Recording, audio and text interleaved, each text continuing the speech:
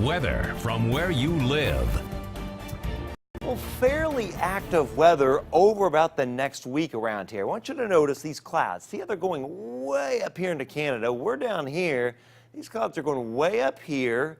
And then we've got showers and thunderstorms down here and also off to the east. Well, this is a big dome of heat. We've got all these fires out here burning. This is tremendous heat right in this zone.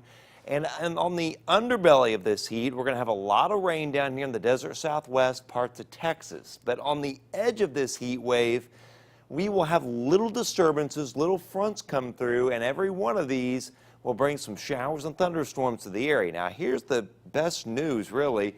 The strongest winds for widespread severe weather are going to be way up here.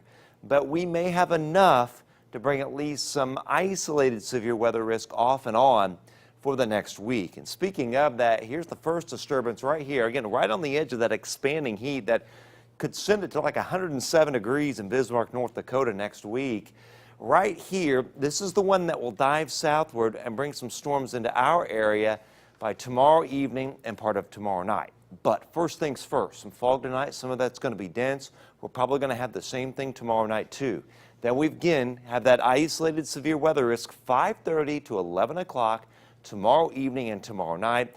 Then a little bit cooler, and then some more showers and storms kind of right on the edge of that big heat wave to our west. Fog. Notice this is 5 o'clock tomorrow morning. Several locations with visibility around a half a mile.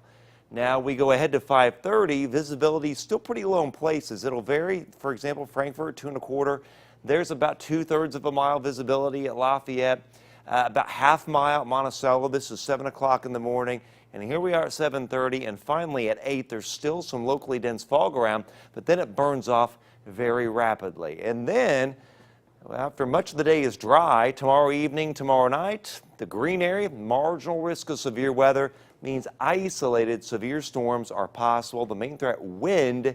Slightly lesser threat would be large hail. And flash flooding threat is low because the storm should be moving fairly quickly. Tomorrow morning, 62. Watch for some locally dense fog for tomorrow afternoon. At school, 87. The heat index in the mid-90s. A nice southwest breeze. Dry. But then we head towards the evening. If you've got football practice, any after-school activities, temps in the mid-80s, humid, nice breeze, and storms coming in. You can see those storms right now on Precision Cast. Right here, after some of that fog in the morning, right there, 6 o'clock. Here's 7, here's around 10, and finally around 10:30. These are sagging in from the north, but they're gone by around midnight. And then Friday, perhaps a few storms in the morning to midday, and perhaps another little line forming and coming through the area with some isolated severe weather risk. So 7-day outlook, 87 tomorrow, 86 on Friday, 83 Saturday with a couple of storms around, 80 Sunday, and then still fairly active next week.